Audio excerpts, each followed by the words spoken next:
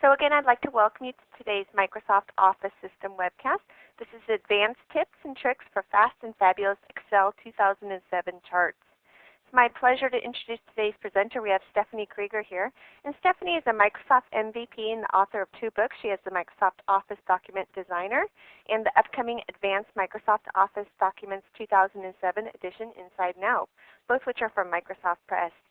She's helped many global companies develop enterprise solutions for Microsoft Office. She's taught numerous professionals to build great documents by understanding how the Office programs think.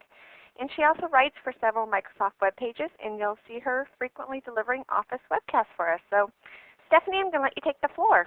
Great, thanks Janet, and thank you everyone for taking the time to be here today. Excel charts have long been one of my favorite Office features because of how much you can do with them so easily. And that's changed in just one way with the new Excel 2007 charting engine, because it's even easier to do even more. The formatting capabilities now are just phenomenal because Excel charts are now actually drawing objects. And we're going to be taking a look today at what that means and how it's going to affect what you need to do with charts. But before we jump in, I want to find out a little bit about your experience, and so that I have just 2 quick polling questions to run by you, going to help me deliver a presentation that's as helpful to everyone here as possible. So if you will, humor me, please, and just click on the screen. First question, how much experience do you have with the Excel 2007 beta? And just go ahead and click on your responses, and we'll give everybody a minute to chime in. And looks like we've got quite a mix across the board here today, from people who have been using the beta already regularly to those who haven't seen it yet. So great. Looks like we've got a good mix of people. And I will note, I'll talk about this a little bit more in a minute. If you haven't seen it yet, if you're super experienced with Excel charts, then if you haven't seen the beta yet or haven't had much experience with it and you're not super experienced with Excel charts, it just might feel like I'm going pretty fast through some stuff today. But not to worry. I think you'll still enjoy the session, I hope. So can I give everybody just one more minute? Looks like a few answers are still coming in. And all right, great. Thank you, everybody. And one more question. In what capacity? How do you work with Microsoft Office documents? What is your role? Are you a document production professional, a trainer, tech support, author, developer, other expert? Are you an administrative professional? Are you a professional using Office to create your own documents? Or do you not use Microsoft Office to create documents? Okay, great. Looks like we've got a good mix of professionals. And we're just going to give everybody just another minute to cast their vote.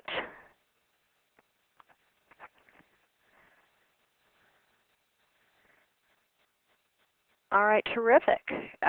Terrific. Thank you, everyone. So great. So we've got a very experienced professional folks here today. And so let's talk a little bit then about what the session is today. As mentioned, this is an advanced level 300 session.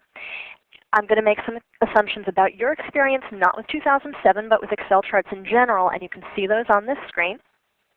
If any of this isn't automatic for you, please don't be concerned. Please do stay. As I mentioned before, if you don't have a lot of experience with charts, you might feel that I'm going pretty fast, and with the 2007 version as well. But keep in mind that I will stick around to answer all your questions at the end of the session today. You're also going to have the opportunity to come back as early as tomorrow to view the session again whenever you like, on demand, where you can rewind or fast forward to review a tip that you need. And I'm also going to be giving you additional resources as well before we leave. So that said, there's so much that I want to show you, and the time goes really fast. I'm just going to jump right in. Now, the new charting engine, the charts and this major piece of functionality is brand new. So what does that mean? Do you have to relearn everything? No, not at all. What it means is there's new capabilities. If you've been hearing that, you haven't spent much time with it yet, just the first thing to know is how much you already do know. Different organization and different kinds of capabilities in some places, but just about everything you already know about charts, you still know. That knowledge is not gone, so we'll take a look at that as well. And we're going to look at a bunch of different things, from how to create a chart today, working with data today in 2007 and the differences for that. We're going to take a look at some things that are some very cool functionality and capabilities that aren't necessarily new. And we're going to take a look at just the different capabilities of formatting and layout and working with data, and specifically look at most of those through two complex chart types that I like to use as examples: price volume charts and bubble charts, because these are two charts that are very commonly used in financial services industries, but they're really relevant no matter what your business is because of the types of charts. And you'll see it. They're chart types that tend to seem really complex to people that can be really simple, and there's so many idiosyncrasies you can use what you know about those or what you see in those to apply them to every other chart type. So that's why those are going to be my examples. Also going to spend a little bit of time with pivot tables and pivot chart reports and show you what's new for that, as well as some just kind of a primer, a little bit of basics around pivot tables and pivot charts for those who haven't ventured there yet, because they're just really a phenomenal tool and much easier than majority of people who haven't learned them yet might think. They have that evil reputation, but they're not evil at all. So we'll be looking at that as well. So I'm going to just jump right in, and let's go ahead and get started. Okay, first of all, I'm going to start off with this very simple data and start off by creating a chart now and what the options are. Well, of course, you don't have a chart wizard anymore, and you don't need one, so you've got a couple of different options. On the Insert menu, if I use the chart group, on the Insert tab rather, if I use the chart group, I'm going to be able to select a chart from any of these galleries. Right? I can also click the dialog launcher to go into the Insert Chart dialog box. Now, we'll go back there in a minute, but just a couple of things. First of all, if I want to insert a chart on this sheet, on this data sheet, I can do it from this. I do it from this area. And though the Insert Chart dialog box, as you might have noticed, no longer has that description of each chart that a lot of people found very helpful to help you figure out what kind of chart you needed for what data, that information still exists, and it's actually a bit more expanded, but it's here in the chart group on the Insert tab. When you point to a chart, you're going to get the description as well as some information about when you might use it. Depending on the chart type, you get more or less information. So if you don't see these tips, this is a quick aside, if you don't see these tips, these are screen tips. And you turn them on for Word, Excel, PowerPoint all at once. On the Popular tab in the Options dialog box, right, you want the option to show feature descriptions in screen tips. So if you're not seeing things like this detailed help in screen tips and detailed information, that's how you're going to get that. Okay. So if I were to create a chart right from here, right, I just select the kind of chart that I want. Notice I was just clicked into my data. This data is in a table. New feature or development of the XML list feature from the previous version of Excel is now Excel tables with an awful lot of capabilities. And of course, this isn't a session about tables, so we're not going to go into them in too much detail. But when you format a range as a table, and I will, for those, quickly, for those who aren't familiar yet with Excel tables, I will give you additional resources at the end. We'll make sure to give you those today so you can learn more about working with tables or putting your data ranges into tables. When you format a range as a table and working with charts, you get a number of benefits.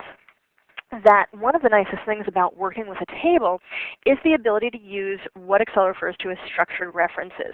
So that my chart data, for example, and I'm going to just press F11 to create a default chart on its own sheet. And notice that I didn't select that. I didn't have to select the table. I just clicked into it. And of course, if you had a contiguous data range that wasn't in a table, that would work as well. But what happens now, if I take a look at Select Data, notice that that data range is not a set of cells. That data range is my table's name. I called my table data. I named it data, and it's the entire table. So that if, say, oh, you know what? I forgot about region 5, and the table automatically expands, right? And then if I want to add values in there, oops.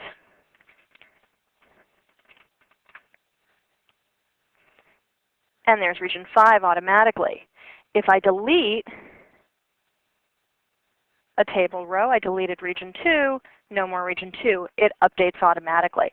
Right? So that you do have that benefit of when your data range expands, you don't have to change that data range, and that can be really helpful for a number of different chart types. So that's just a nice little perk of working with tables. Okay, so back to creating chart slate, I used F11 to create a chart on its own sheet.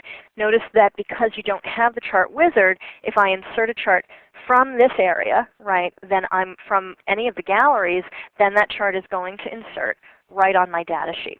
But regardless of whether I put the chart on the data sheet or on its own sheet, a chart is a chart.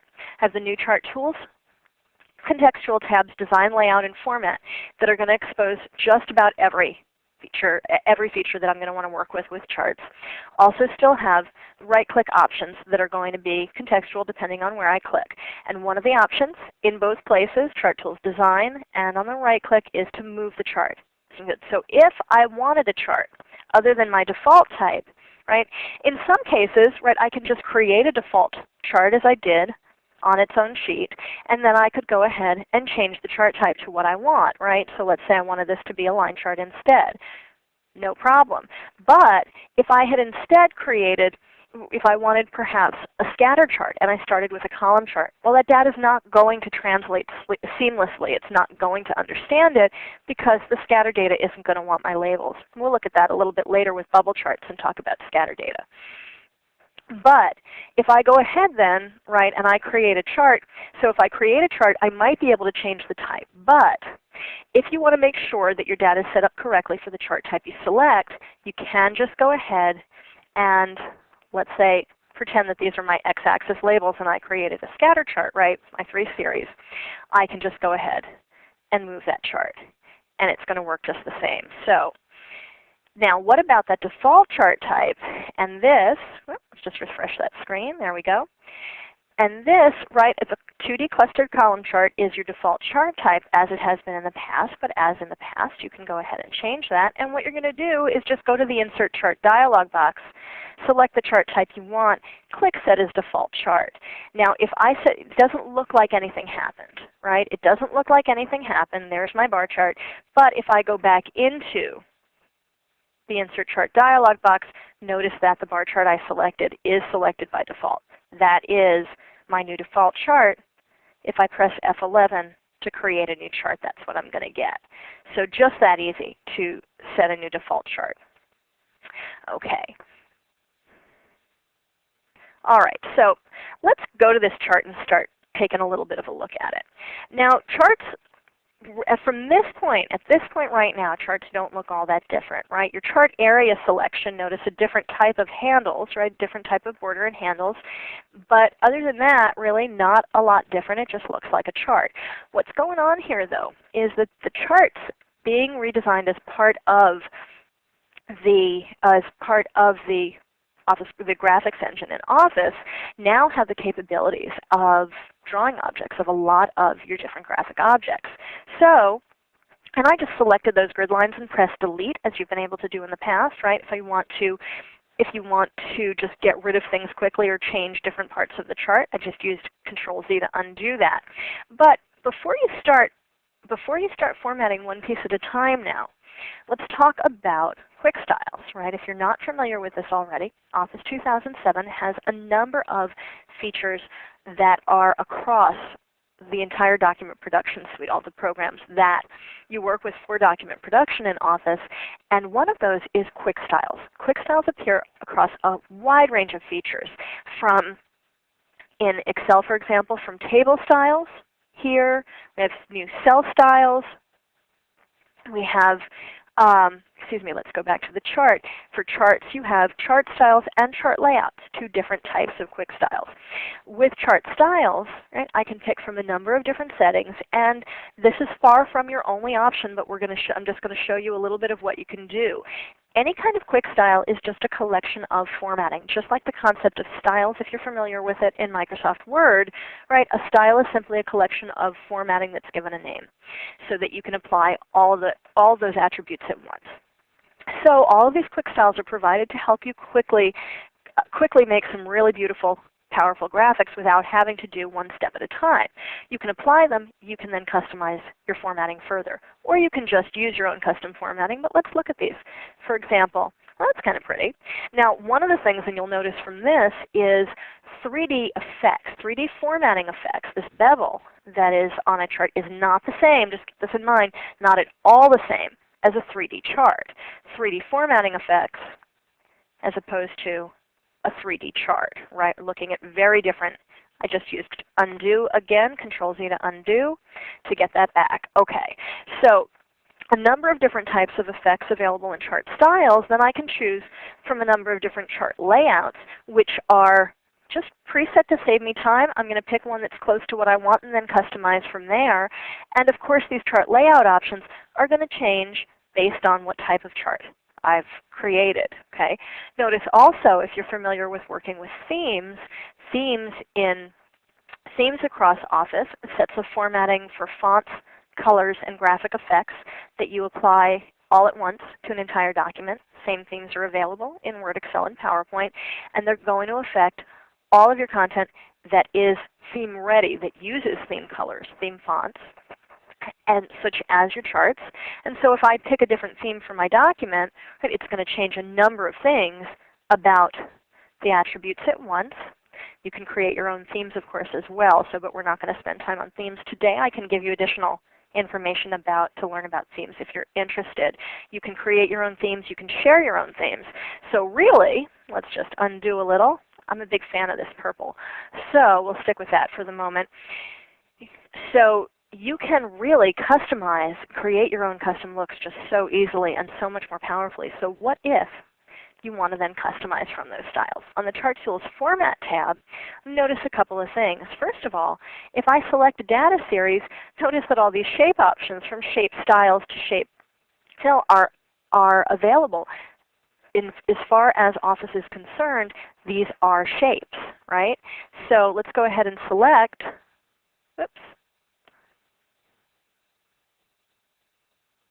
let's go ahead and just select this fella right here, and maybe we want to make one of those unique. Right? Just select a single data point. You notice you click once to select a data series, of course, and then click one more time to select an individual data point. Some things, again, I'm pointing out things even when things that have not changed so that you can both see what's new and see how much you already know as well and what's already there. So let's just go ahead and leave that.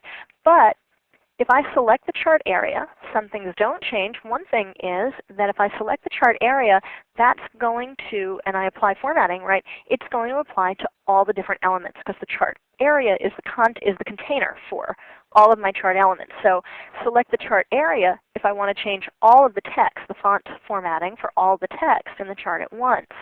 And now, because I'm dealing with objects, I can use WordArt and this enhanced version of WordArt to format my text. So I could do something as simple as changing the color, right? I can give it a different border as well. I can add effects perhaps if I'd like to, depending on what I need. That might be a little bit funky, but I can use actual WordArt styles from a collection of these WordArt, another set of quick styles, right? Shape styles are also a set of quick styles, and then the customization options.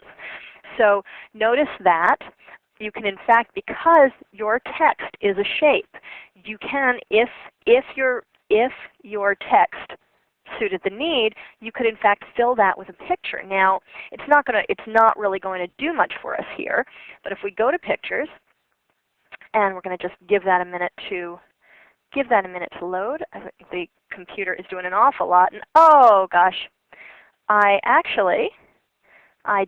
told Janet as we were preparing today that I would find a way to include a picture of my kitties because I don't think I ever have done a webcast without showing them.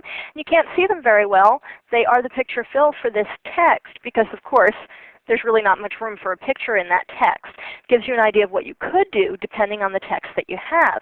But notice, if I then, and I just undid that, if instead I were to use a picture fill for this axis, and if I go and select a picture fill, it's still quite small, but notice that that's something different. That's going to create a fill for the area around the text. So it's an important thing to keep in mind. Since you're dealing with, I'm just going to back out until this, I'm just undoing until this looks, okay, that's a little bit happier. Keep in mind that because you're dealing with drawing objects, one of the most important things I believe to remember is text is word art. Series are shapes. axes have fill for the areas around text, right? You've got fill and line and effects for every different element, so they're going to work a little differently. If you want to actually fill the text, you use word art. If you want to fill the area around the text, right, the label within it, then you use the fill for the chart element, data labels, chart axis, for example, right? And you can, in fact, you could add effects on each different part of the chart, right, such as a shadow. You can, depending on what you're going for there, if I put the shadow there, right, that's going to be a shadow on the text as opposed to the shadow on the line. So where you select formatting from is going to make a big difference. Okay, let's talk again about, while we're talking about graphics and pictures, let's talk about adding graphics to your chart, or adding objects, shapes, and such. If you insert shapes, if you add shapes or text boxes, as you might need to, you need an arrow on your chart, you might need a text box as an annotation, a shape to select a particular data point, whatever you might want from that. That's maybe I'm not really sure why I would want it, but perhaps in this particular case, right? I'm going to set up that shape. Now, having created that shape on the chart, this shape is now a part of the chart. And what that means is that if I move this chart, to my data sheet, right, that shape comes with it. It's a part of the chart. Let's go ahead and move that back. If, however, I were to create a shape on the data sheet, just refresh the screen.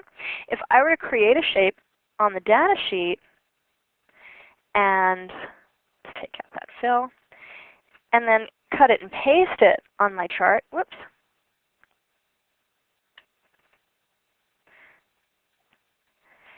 This is actually not a part of the chart. So now if I move this chart,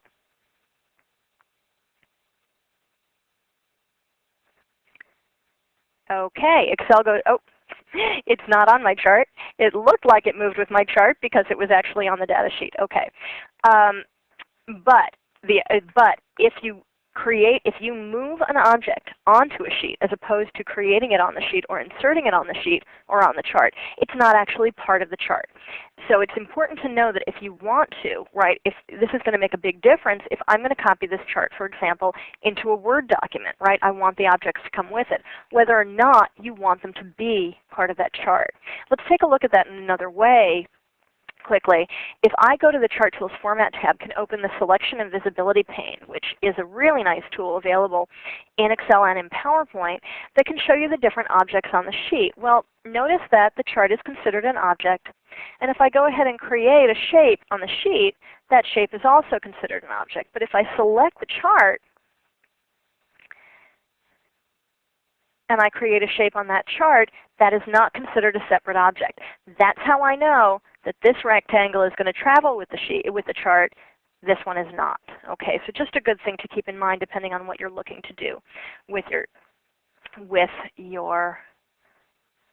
graphics that you add to the chart. And the same goes for anything that you might choose, right? Oh, excuse me. To insert, if I insert a picture or shapes or clipboard or whatever kind of graphics that I might want on that chart. Also keep in mind, if you've not that this is going to come up very often, but if I create a chart and then create another chart, you can actually turn one chart into an object on another chart sheet. You can, in the Move Chart dialog box, one of the options would have all the sheets including the chart sheet. So you can actually move one onto another if you had a need to combine them on the same sheet. Just a thing to keep in mind, and that's not new, by the way. All right, so let's talk about adding or removing data. Now, we looked at adding and removing data when formatted as a table, right? Now, one quick thing to keep in mind, and there is one little thing that might happen here. Note you saw what happened when I expanded the range by adding this additional region, right? The chart went ahead and updated. If, however, I delete a column and go back to the chart might get confused. It doesn't do this with rows. It might do this with columns if the chart thinks that there's an invalid reference because it's looking at that whole table when that table definition was different, just go to Select Data and reselect that table, click OK, and now the chart is back to happy. Okay, that's all it is. Just reselect your data. Just remind it. Just help it update that table if it doesn't update right away. Okay. So if my data was not in a table, right? And let's go ahead and convert this table to a range. So that's a plain old range. So it's not going to expand, right? If I go ahead and add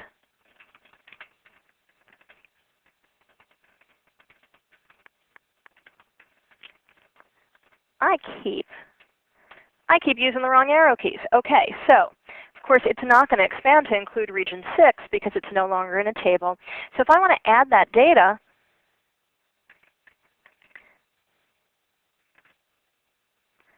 all I did was copy and paste. There's region 6, right? You just select a series if your cells match.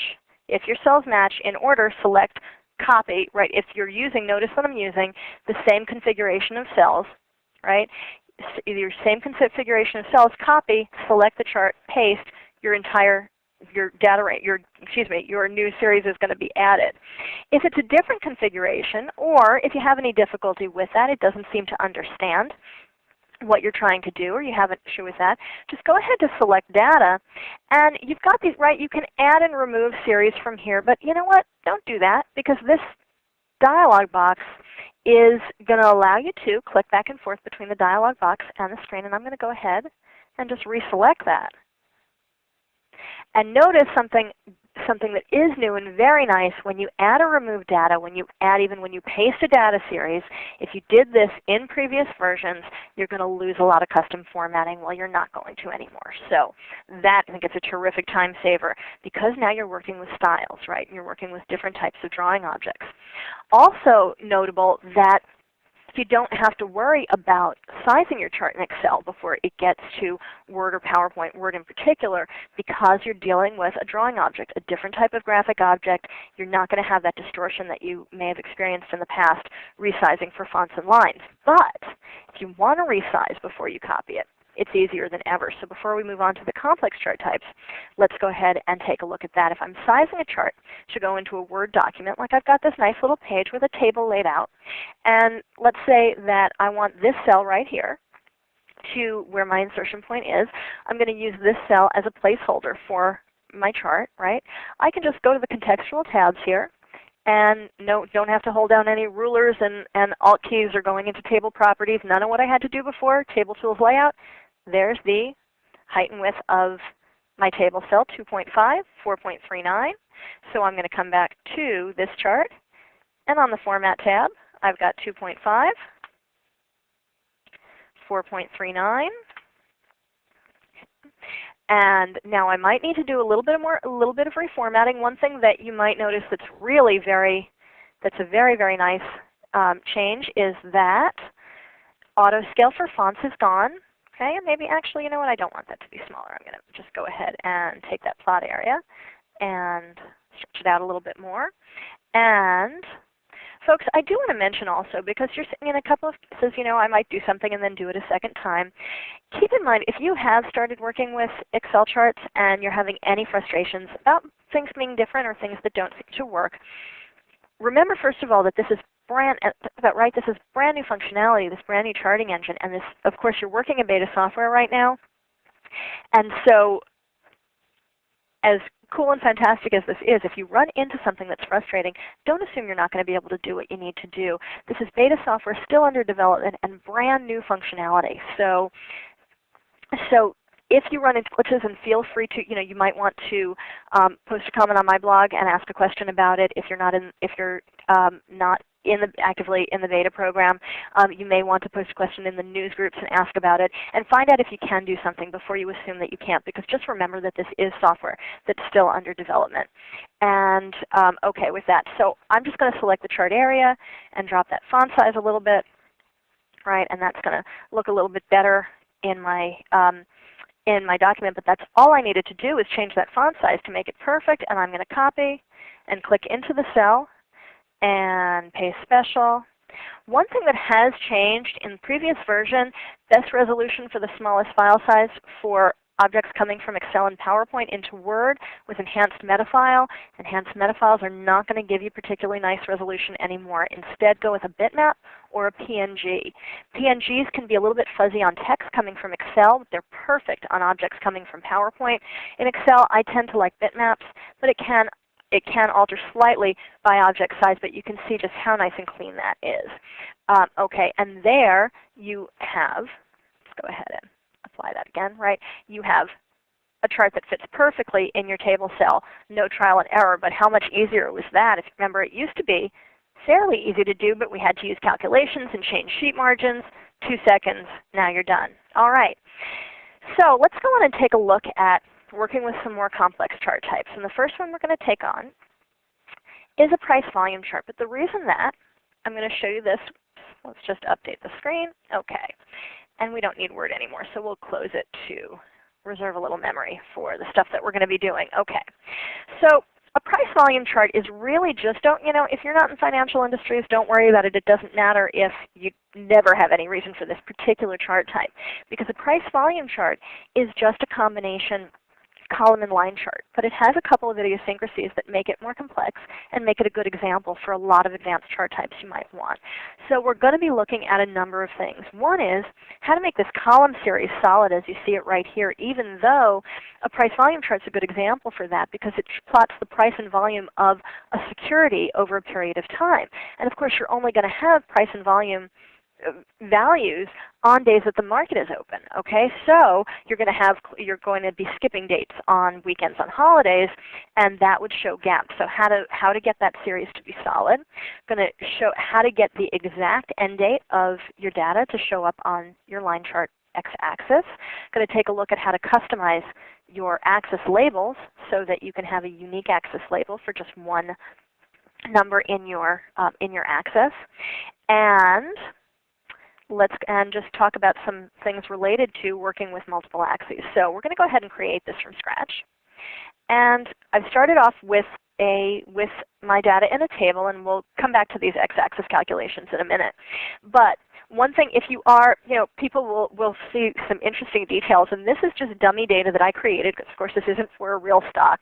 And if you take a look at my dates, well, of course the dates haven't happened yet, so we wouldn't have price and volume information anyway, but the dates that I deleted as my weekends actually are Tuesdays and Wednesdays, I think. So, so in any case, the data is set up in the same way that a chart of this kind would be, with gaps in the data range, and that's the point.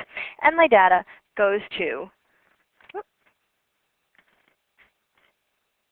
my data goes to 12107, which you saw on that axis, and we'll deal with that. So all I'm going to do to start off with this chart is I'm just going to click into my table, and I'm going to press F11, and that is going to create, oh, you know what? I want to create my default chart type, but I never changed it back. So we can just go ahead and do that this way. Just created a column chart. And now I'll go ahead and move that onto its own sheet so it's a little easier to work with. Okay, so I'm just going to update the screen. Okay, so now I've got this column chart, and of course if you take a look at the data here, one of the things that makes this really interesting to work with is that price is a very small number, volume a very large number, right? So they're going to need two different axes in order to be able to see the price data at all, because that price data is way down here right now. Okay, first thing I'm going to do is select the volume series then, and I could right-click. Double-clicking to open a format dialog box doesn't work anymore. I can still right-click and move the series that way. Now the next thing I'm going to want to do, that's my volume series. The next thing that I'm going to want to do is change the chart type of the price series to a line chart. Right? And now I'm not going to be able to select it, or I'm going to have quite a time if I try to select it. Right? You can see a few data points scattered in, but the easier thing to do on either the layout or the format tabs, I get the current selection group. And I can just go ahead and select whatever option, and this is familiar to those who have used charts in previous versions. It used to be on the chart toolbar. I just select the option that I need, and then I can click Format Selection, or in this case, I can go to the Design tab, and I'm going to change the chart type just for this series. Now, I could use a line chart. I'm not going to. I'm going to use a scatter line. And there's only one reason for this, and I'll show you why a little bit later as we talk about the axis. It's going to be able to get that last date to show up on my x-axis with no trial and error whatsoever. So that's what that calculation is for on the other sheet. So we'll take a look at that. But I'm going to use a scatter chart with a line. And the reason I'm using that instead of a line chart is a line chart, like a column chart, is a category value chart. Right? So the x-axis is a category axis. The category axis actually is the same reason, the category scale axis is the same reason that I have those gaps in the data for wherever my weekends or my closed dates fall. A scatter chart is a value-value chart. Both x-axis and y-axis are value axes. So I can actually calculate and set the values for the minimum and maximum values and calculate exactly what should appear on my x-axis. To an extent, and I'll show you the differences, you can do that if you happen to be lucky with the numbers, the calculation results, without changing the chart type. You can do that with a category axis, but there are exceptions. So we'll get to that in a minute. So now I've got my combination chart, column series on the secondary axis, line series or scatter line on the primary axis, and it doesn't look anything like what I need, so we're going to get there. Okay. First of all, I could choose a layout if I want to, and notice that with a combination chart, I might have some issues there, right? I don't necessarily want to, right? What's going to happen? It didn't really understand what I was looking for there. With those chart layouts, are probably not going to be as much time savers once you're working with a combination chart. Okay, so I'm going to just go ahead and delete the things that I don't need. So I didn't want those grid lines. And let's just go ahead and move that out a little. All right. So now what I'm going to do is I'm going to go to this axis that we're talking about, and that's the first thing I want to set up, because notice that when I go with the scatter line, it's not extending from the left to the right axes, and that is because notice the dates that it comes up with by default. It's a value axis. So just like my value axis for the y-axis here is going from 0 to 60, even though my lowest data point is above 30, right? It's going to automatically select the axis it thinks that it needs. Well, it's going to automatically select an axis that will include all my values for the x-axis as well. So instead, I'm going to go and get what those values need to be. Let's go ahead and look in that dialog box. And the axis options, right, my minimum, maximum, and major unit. Those are what I want to start with. Minimum is going to be the first label. Maximum is going to be the last. And not the labels, rather, but the data points included.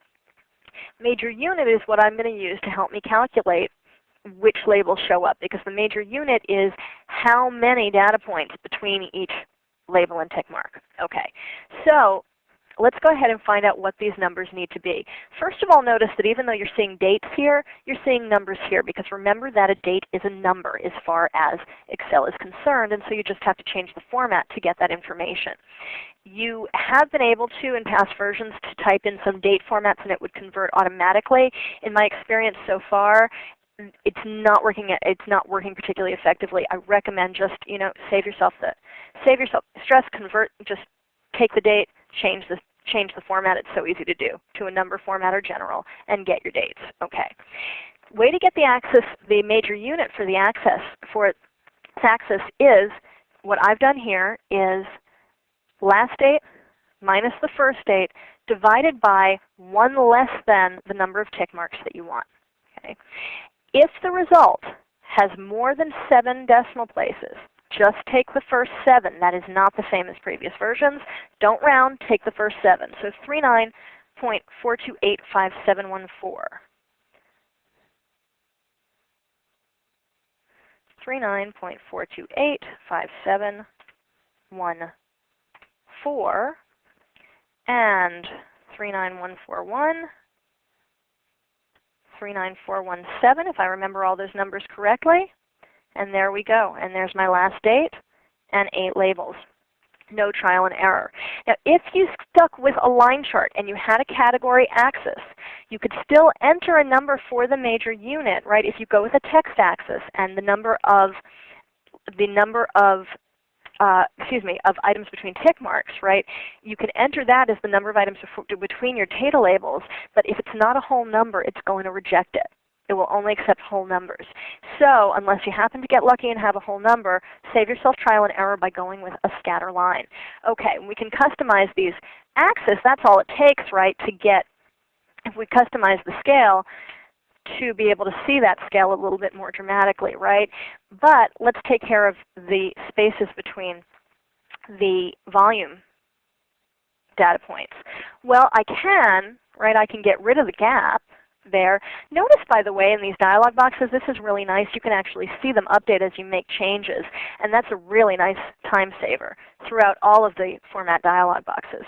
Okay? Now all I have to do, well, I've still got the gaps between where the dates aren't there, and that's because by default my category x-axis, which is a secondary x-axis for my series that's on the secondary value axis, the secondary horizontal axis, is a date scale because it recognized my x-axis labels as dates. So I'm going to add the secondary horizontal axis and format it. I'm going to change it to a text axis, which used to be called a category axis, but actually the date, excuse me, hello, come on. There we go. And so actually data and text in this case are both actually types of category axes, right? And notice how those gaps go away. Obviously I don't want to leave the chart like this.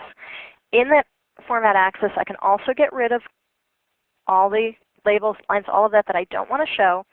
Then I just need to flip it over, and I'll do that by the value axis that series is on.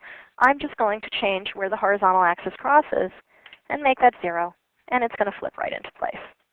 And from this point, right, everything else that we've seen on that chart is pretty straightforward, with one exception. How am I going to get that custom axis label? And that is a number format. So this also hasn't changed, but the way you enter it has changed just a little bit. When you need a custom number format for just one particular value, you in format axis go to number and then custom.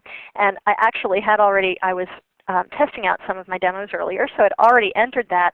Let's go ahead and change this a little bit. Basically, what you do if you want a specific value, right, you're going to specify that value in brackets after an equal sign. Then you put the number format. Put a semicolon between each argument. So right now what I have said is if it equals 55, I want to use a $sign and then just the number as it is. It's a single, no additional decimal places. And then I just want to have a regular number for everything else. Now, if I need to add this in order for it to be applied, you can have multiple arguments as well, so that if in fact, let's say I wanted to use no decimal places, and then let's say that I wanted for some reason the value of 50 to be in a different color. I can add that extra, just use a semicolon to separate each of your arguments, and notice how that changes. Now the important thing to keep in mind when you set this is just the same as the important thing to keep in mind when you customize axis values, right? If your axis changes, if your values change, and 55 is no longer at the top of the axis, right, then it's still going to have the $sign, so you're going to need to update that value or update those customizations that you want. Okay, so a lot that you can do, and you can see why using this chart type. You see a lot of different idiosyncrasies. It doesn't have to be about price and volume of a security. Any combination chart, you can keep these things in mind. One little idiosyncrasy to note that you might have with, if I go to the Format Data Series dialog box for this volume series, notice that it says, it's grayed out, I can't change it, and it says that this series is plotted on the primary axis. It's actually plotted on the secondary axis. That is an anomaly. Don't worry about it. You can see very clearly. It's very obvious. If this wasn't plotted on the secondary axis, you wouldn't see any of these values because you know what your numbers are. So once you've set it up, it's because that is going to happen only when the two different chart types, or the various chart types of each series don't use the same type of x-axis. So because of that, in some ways it sees the chart as being a separate chart, and that's why that gets confused. So just go ahead and ignore that. If you see it in the dialog box, it does not mean anything is wrong with your chart. All right, let's move on before we run out of time. There's just too much cool stuff to look at. And we're going to talk about bubble charts pretty quickly, just because, and they're really an awful lot easier as well than they get credit for. So I just copied that sheet so that I can delete this and create one for you. But a bubble chart is simply a scatter chart, right? We talked about a scatter chart being a value-value chart. You have a value x-axis and a value y-axis. With a bubble chart, you get a third set of values, and those represent the size of the bubble. Right? So it's when you want to compare three things. Now the example that I'm using here again is a financial example, or financial services example, which is looking at deals across a market segment. And that's going to look at days trading volume, deal size as a percent of market cap, and then the bubble sizes are actually the size of the deal. So, but whatever you might want to apply that to, right? Let's say that you were looking at salaries across the department. You might look at the number of years that someone's been employed, their salary, and their percent increase in salary from last year. So perhaps their salary is the size of the bubble, right? And the axes are the number of years they've been employed by the percent increase from last year, and that can show you an awful lot of information. So looking at three different pieces of data, right, three different values for the same piece of data, and that's what your bubble chart is going to do. Now when you create any kind of scatter chart, and a bubble is no different, you don't want to select your labels. You're going to select just the values, and then let's go ahead and insert a bubble chart. And it looks like a nice glob. Now I do want just a little heads up warning about the 3D formatting effects, bevels on bubble charts. Those cutouts, they might work for you. They don't so much work for me. I'm going to recommend instead, cool as they look for practicality's sake, you can format on your own using the theme colors and effects. You don't have to use those quick styles if it doesn't work for what you need. I'm just going to go ahead and add a white border around those data points so that you can quickly see your various bubbles. Now one thing that's important to notice here, and let's just go ahead and zoom in, is that the really tiny bubbles are actually visible in front. If that does not happen for you when you create a bubble chart, you want to sort your data by bubble size with the largest value on top, and that is going to put your smallest values in front. Okay, so the other thing about scatter charts and bubble charts, the only other thing that you really need to deal with is because Excel doesn't see your labels, you are going to need to add those labels. But you don't need to type them. They don't need to be text boxes. If I right-click on the series, I get an option to add data labels. And notice, folks, I use right-click a lot, and especially in a session like this because I'm talking to advanced users and professionals. But remember also that instead of the Chart Options dialog box, virtually every element of your chart is exposed on the Chart Tools Layout tab with quick access to just about everything. So it can be really handy. These come in very handy, by the way. If let's say I resize the chart really small and the legend disappears, I don't have to worry about going to find it or access it. Just click on Legend from the Chart Tools Layout tab, pick Show Legend at top, left, wherever you want it, and it will pop right into view. So it can really save time when you're reformatting things, particularly when you resize charts. That's a good example if you're also a shortcut menu person like I am. Okay, so I'm going to go ahead and add data labels, which are going to just have that first series. And what I can do with those data labels is tell them to show all three values. When they show all three values, it's really easy to see what they belong to, especially when this is sorted, right? So I can select, remember, select once, select twice to select just one element, and I'm going to link that. I select the data label, click into the formula bar, and press equal sign. Now I can select a cell. So 378300 is HIJ. Press Enter. That's linked to data. So that's going to update us dynamically as if the data label had been created by Excel to begin with. Now you can link text boxes as well if you want to have linked values that don't belong in a data label or an access label. And incidentally, one other thing that we didn't look at before, but another way to edit data, and I do not want to take the time to go into this right now, just so that we don't run out of the time for the things that I've promised to cover. But you can, and this is also not new, you can click into the series formula that's going to appear on the formula bar when you have a data series selected. And you can directly edit your series value. You can change the order of the data series in your chart from there. You can edit the values, edit the labels. And this, by the way, is what is known as a structured reference. And I'll give you an additional resource. There's a terrific Office Online help article about working with structured references and tables. So I'll make sure you get that. Okay. Without further ado, the last thing that I want to take a look at today really quickly are pivot tables, because pivot tables really, if you haven't worked with them before and you've been reluctant to, pivot tables are really like Excel's own spin doctors. Pivot tables are no more complicated, or they don't have to be any more complicated to create than a simple column or bar chart, a category value chart, because they work on the same concept of categories and looking at categories. Values across categories. But what a pivot table allows you to do is just look at the same data in a number of different ways without creating separate objects each time you want to change that. And you can get far more powerful from there, but you don't have to get more complicated. So let's go ahead and just create a basic pivot table, and I'll show you what I mean.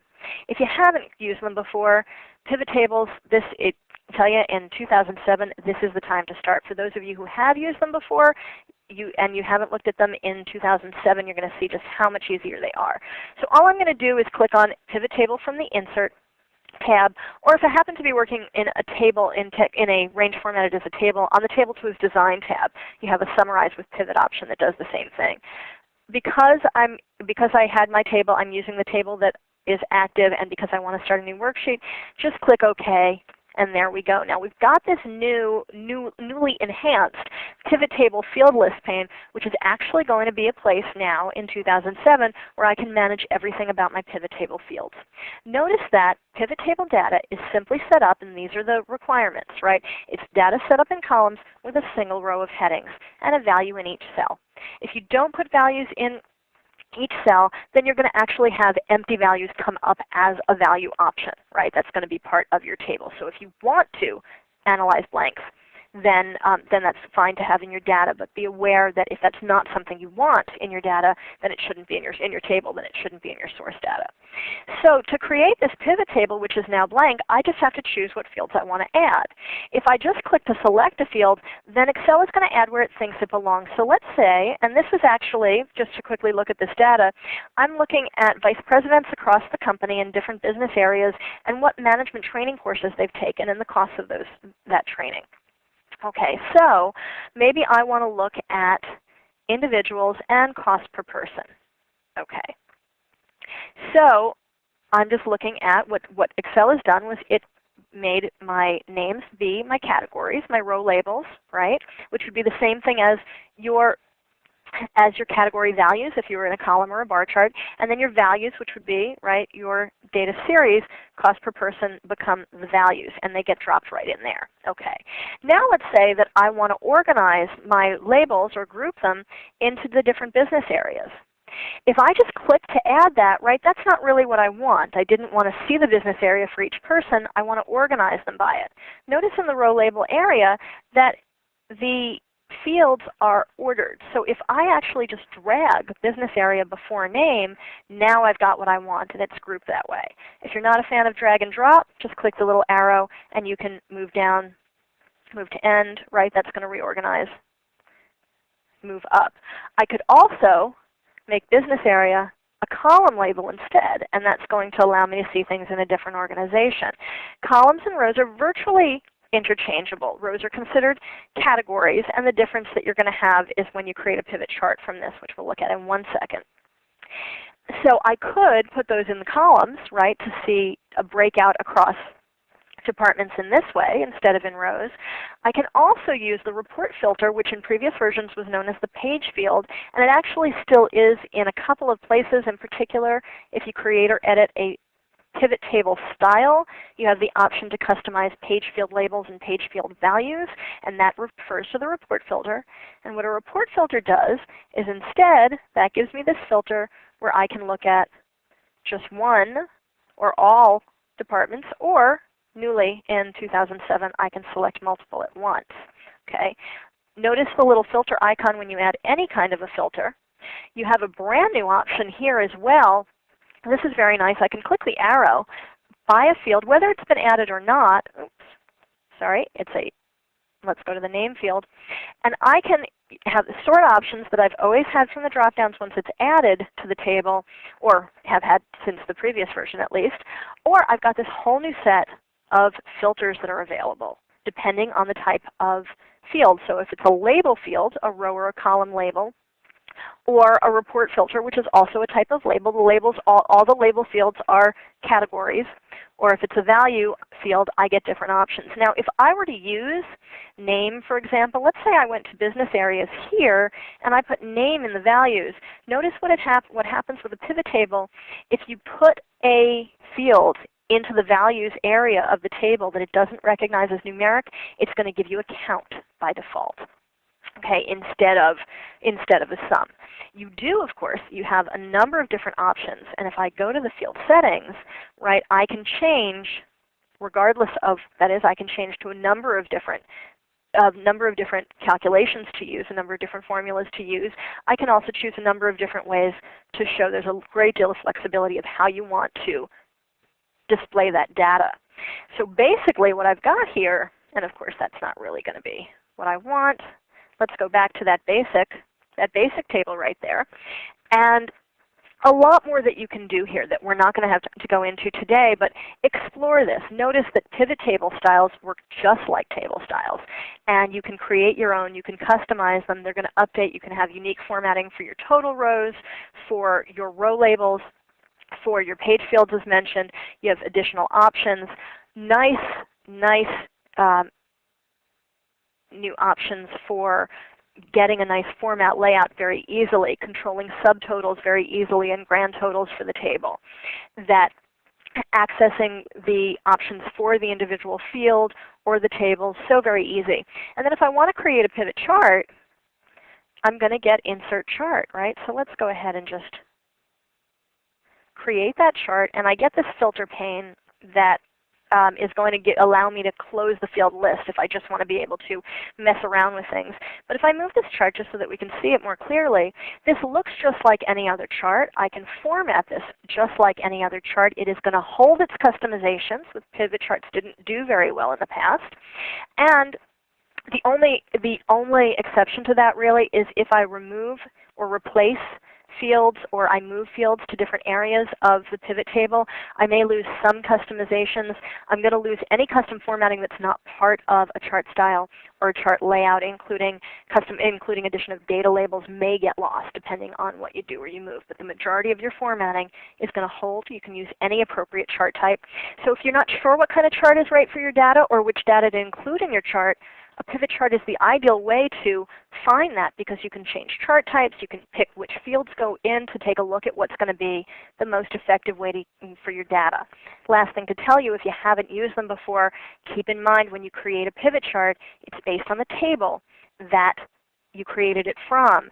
So if you change something about that chart, it changes in the table as well. Keep that in mind. Okay.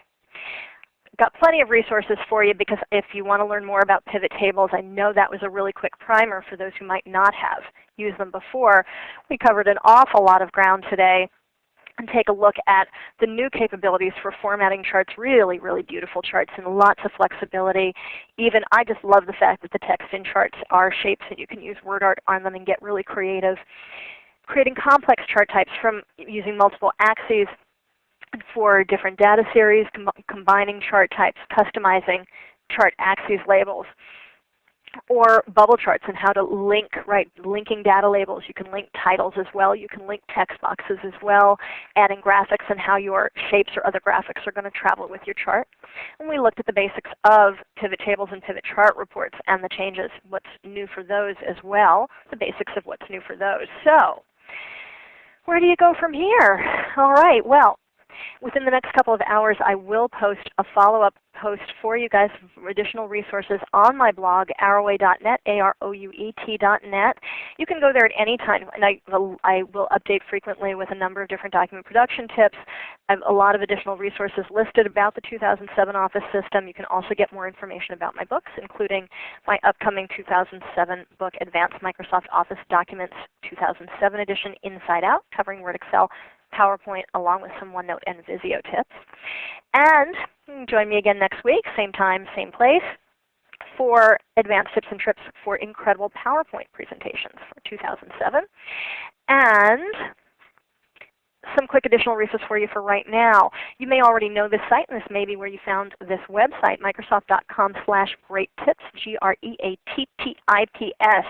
Terrific Office Tips and Tricks site that's going to list all of the Office Tips and Tricks webcasts for the month, as well as links to a lot of different resources and other access to other types of tips and tricks. Really great site. The Office Online Beta site is where you're going to still find the 2007 Help and How-To, all of the Office Online content for 2007, officebeta.iponet, IPONET.net. The preview site and the Office Beta community, if you haven't gotten the beta or taken the test drive yet, you've still got just a little bit of time to do that, Microsoft.com/office/preview. And at the community site, you're going to find lots of articles on 2007, some of which I'll be posting links to on my blog later as additional resources. Also included the link here to the Windows Vista community. I'm working in Office on Vista, and so if anything in my dialog boxes or windows looked unusual to you and you want to check Vista out, you haven't yet, that's a good link to get started with webcasts and articles and experts and news groups and all that sort of stuff, Microsoft.com/WindowsVista/community. Now I know we're just a couple of minutes over, so I'm going to turn things back over to Janet, and I'm going to take a quick look at your questions, and I'll be back with you to answer those in just a minute.